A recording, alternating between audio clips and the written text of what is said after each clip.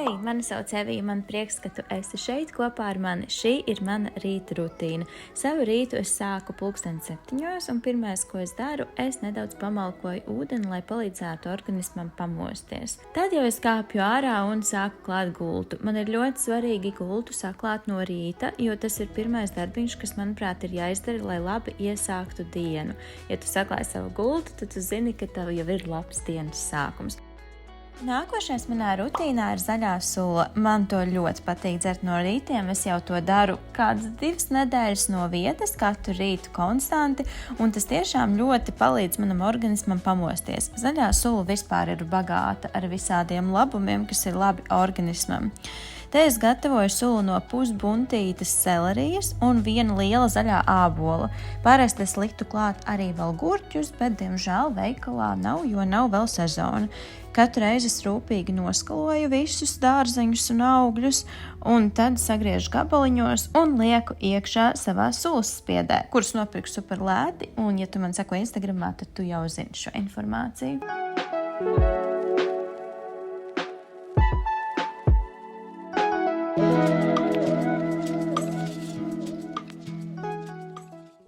Es sulu dzerot, pasēdēšu telefonā un paskatīšos, kas man jauns ēpastos, bet šajā gadījumā es ar telefonu filmēju, tāpēc vienkārši sēdēju un izdzēru savu glāzi. Tālāk es uzpildu savu milzīgo pudeli, kuras pasūtīju no Amazonas. Man ļoti patīk izmantot viņu, jo viņai ir laika atzīmes, lai tu zini, cik daudz tev līdz cikiem ir jāizdzer. Un tā ir jau gatavošanās manai ikrīta vingrošanai. Parasti ap šo laiku jau ir 7:40, 7:50, jo sulas spiedas mazgāšana aizņem diezgan daudz. Es uzpildu savu ūdens pudeli un tad dodos apģērbt sporta apģērbu, jeb drēbes, ar kurām es taisos vingrot, sataisu matus, salieku visu paklājiņu, sagatavoju datoru un varu uzsākt vingrošanu. Praktiski vienmēr es sāku ar pilotēm aptuveni 10 līdz 30 minūšu ilgumā. Šajā gadījumā es izmantoju iesildīšanos, tad pilotes presēju un pilotes kājām. Tālāk jau es taisīju savu presīšu un kāju treniņu, un tad 15 minūtes kardio uz velo trenažiera.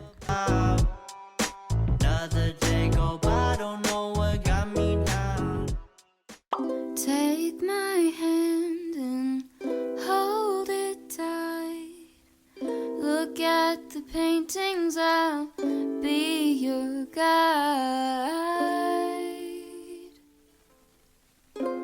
Don't stop looking in my eyes.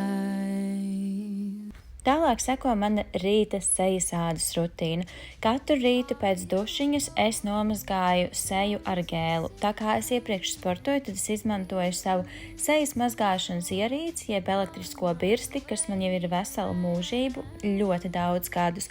Man ļoti gribās, lai visi sviedri un visi netīrumi, kas ir sakrājušies treniņa un nakts laikā, ir ārā no manas sejas un lai mana seja jūtas ļoti svaigi.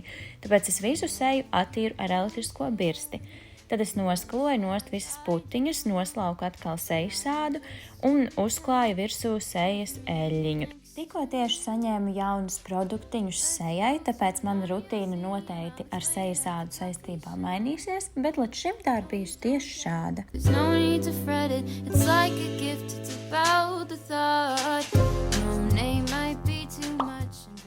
Tālāk arī jau ļoti ilgu laiku mana rīta rutīna ietver vitamīnus. Man kā sievietei ļoti svarīgi ir uzņemt pilnīgi visas savsturvērtības, kas man ir nepieciešams organismā, tāpēc es arī lietoju sieviešu speciāli radītos vitamīnus no VP Lab.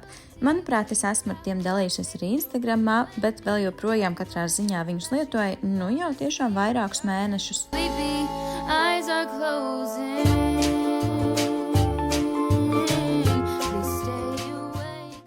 Šoreiz gribēju brokastīs kaut ko nedaudz saldāku kā parasti, tāpēc izdomāju apgrauzdēt maizīti un uzsmērēt virsū zemestriekšu sviestu ar banāniem un zemenēm.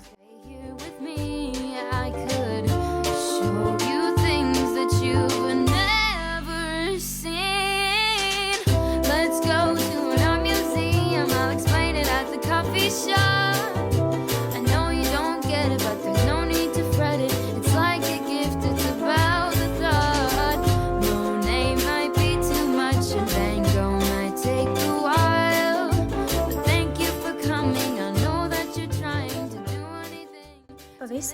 opcionāli uzliku arī sezama sēklas un kanēli. Man liekas, es kanēli varētu likt pie pilnīgi visa klāt. Tad arī neatņemama mana rīta sastāvdaļa ir kafija. Es esmu mēģinājusi no tās atteikties, bet man vienkārši nesanāk. Es pārāk ļoti dievinu kafijas garšu un smaržu, un tām nascēs ar lēnu un baudām rītu, tāpēc es to vienmēr taisu. Pēdējā laikā es esmu sākusi dzert Neskafē 3-1, lai gan tā nav uzskatām par realistisku kafiju, man viņa ļoti garšo, jo viņa ir viegla. Un jā, es viņai papildus vēl leju klāt pienu, jo man ļoti garšo piens ar kafiju, nevis kafija ar pienu. Thank you for trying to do anything to make me smile. Pēc brokastīm es dodos mazgāt zobus. Es tiešām nemazgāju ātrāk zobus, jo man ļoti patīk to izdarīt pēc pēdējās ēdienreizes, pēc pēdējās rīta ēdienreizes. Un tad es žāvēju matus, iepūšu matos līdzekli pret karstumu un ņemu talkā savu Dysonu, ar kuru palīdzību es gan izžāvēju matus, gan arī izķemmēju ar taisnojošo karsto ķemmi.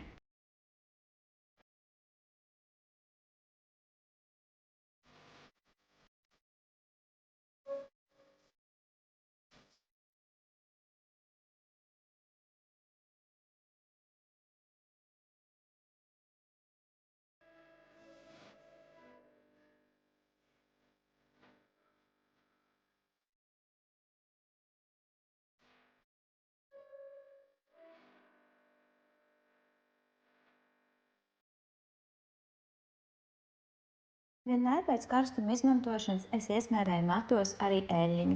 Es nezinu, kas tā par eļļiņu, es viņu nopirku jau ļoti sen atpakaļ Draugās, gan jau viņa bija uz atlaidi, bet viņa ļoti labi strādā maniem matiem un padara matus ne tik sausus.